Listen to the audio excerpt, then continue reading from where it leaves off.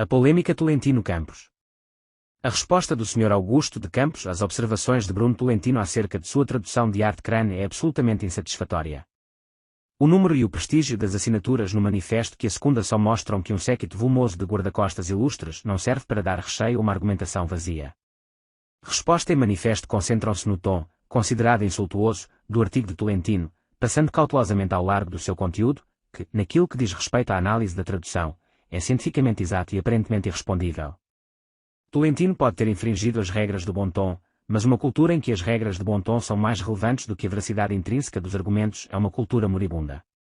Uma crítica literária de alto nível pode viver bem numa linguagem dura, agressiva, mordaz, como provam os exemplos célebres de Jonathan Swift, William Hazlitt, Oscar Wilde, Voltaire, Joseph de Maistre, Julian Benda e inumeráveis outros, entre os quais os nossos Mário e Oswald de Andrade.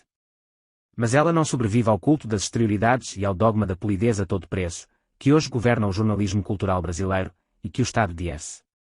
Paulo, ao publicar o artigo de Tolentino, ousou contrariar.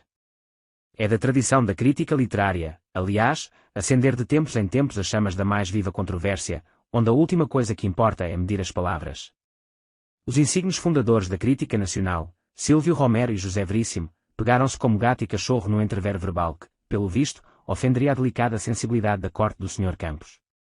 Nas últimas décadas, como é público e notório, a crítica literária andou desaparecida do nosso cenário cultural, e isto é provavelmente o motivo pelo qual a linguagem pessoal e desabrida em que se escreveram algumas das produções clássicas desse gênero se tornou destoante no nosso ambiente jornalístico, onde as normas de impessoalidade e frieza que devem imperar no noticiário acabaram alastrando sua jurisdição, indevidamente, para as páginas culturais e literárias. Nestas últimas deveria vigorar, em vez disso, a linguagem literária, pessoal no mais alto grau compatível com a exigência de comunicabilidade, e que não exclui nem pode excluir a ironia, o sarcasmo, eventualmente até mesmo o insulto, quando legitimado por motivos intelectuais e morais relevantes e quando dirigido contra obras, ideias e doutrinas de domínio público e não contra meros comportamentos pessoais. O que é realmente inusitado, anormal, aberrante, é responder a uma crítica literária, feroz e insultuosa ou quando seja, mediante um manifesto coletivo de desagravo. O desagravo, como o próprio nome diz, é cabível somente em caso de agravo moral, isto é, de ofensa à honra. Uma das formas de ofensa moral é a difamação. Mas o nosso Código Penal exclui desta categoria as opiniões depreciativas quanto às qualidades intelectuais da suposta vítima. Não ocorre difamação no procedimento de quem se limita a externar opinião pessoal a respeito de qualidades psicointelectuais da pretendida vítima. Chamar, portanto, um cidadão de mau filólogo, de tradutor péssimo, de poeta inepto, não constitui difamação. Será então injúria? Impossível. Não há crime de injúria em crítica literária, onde, afirma Heleno Fragoso, a exclusão do crime deriva do animus criticandi, que exclui o propósito de ofender e, pois, a conduta típica. Mas se não houve no artigo de Tolentino injúria ou difamação, então não houve ofensa moral de espécie alguma, e sim o exercício normal de uma das funções da crítica, que é de separar o que presta do que não presta. Se Tolentino acertou ou errou nas suas observações sobre a tradução, é o que os experts em literatura, Campos, Cabrais, Costas Limas e Wisnik incluídos, teriam a obrigação de discutir, para esclarecimento do público, e foi precisamente esse o ponto que eles escamotearam ao exame do leitor, preferindo, em vez disto, fazer uma exibição deprimente de suscetibilidades morais inteiramente deslocadas do contexto. Quanto aos argumentos de Tolentino, se não são absolutamente irrespondíveis, permanecem ao menos irrespondidos, graças ao fato de que, nos seus opositores, o reflexo emocional barato predominou sobre a reação intelectual séria. Os signatários do manifesto deram uma demonstração coletiva de imaturidade intelectual, ao julgar que trejeitos de suposta dignidade ofendida podem proteger o Sr. Campos das objeções críticas de Tolentino, as quais, o que quer que pensemos do linguajar em que se expressam, são, em sua substância, sérias e pesadas.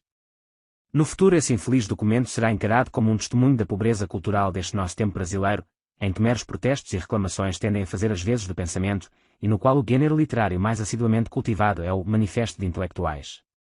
No terreno crítico e filológico, que é a esfera própria da discussão iniciada por Tolentino, o único sinal de um revide por parte do Sr. Campos foi sua observação a respeito do uso que a tradução concorrente da sua faz da palavra nortenho, uso este que o Sr. Campos considera indevido, por fugir à acessão consagrada nos dicionários.